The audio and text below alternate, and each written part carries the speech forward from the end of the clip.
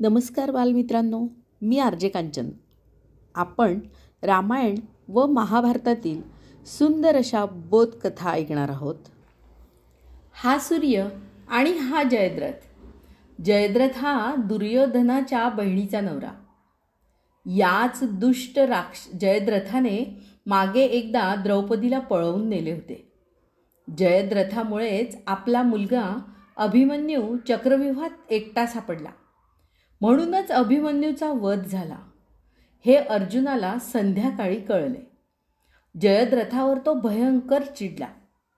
अर्जुनाने प्रतिज्ञा केली, उद्या सूर्यास्तापूर्वी मी जयद्रथाला ठार मारीन, नाहीतर चिता पेटवून त्यात उडी घेईन. जयद्रथाने ती बातमी ऐकली. तो घाबरून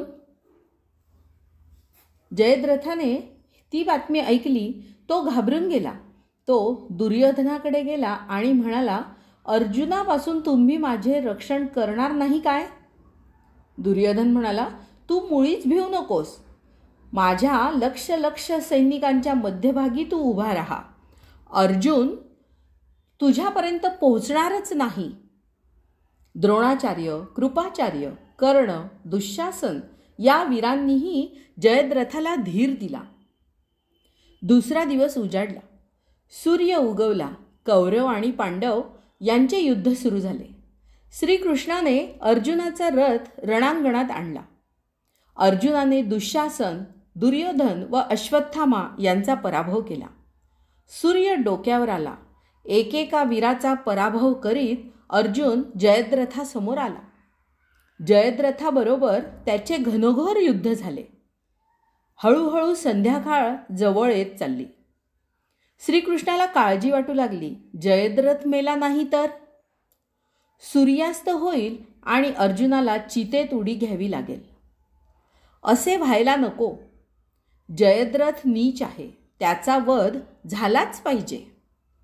श्रीकृष्णाने आपल्या सामर्थ्याने सूर्याला झाकले. सर्वांना वाटले सूर्यास्त झाला. त्यामुळे युद्ध थांबले. कौरव सैन्यात आनंद पसरला. अर्जुन हरला. तो दुःखी झाला. जयद्रथही आता ताठ मानेने त्याच्या समोर आला आणि म्हणाला, अर्जुना, तू प्रतिज्ञा पुरी करू शकला नाहीस. आता चितेत उडी घेऊन मरावयास तयार हो. इतक्यात श्रीकृष्णाने आपल्या सामर्थ्याचा प्रभाव काढून घेतला. पुन्हा सूर्यदर्शन झाले. जयद्रथ घाबरला. श्रीकृष्ण म्हणाला, अर्जुना, पाहतोस काय? हा सूर्य आणि हा जयद्रथ, उडव त्याचे डोके.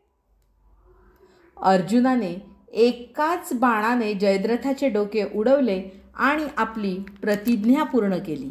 धन्यवाद.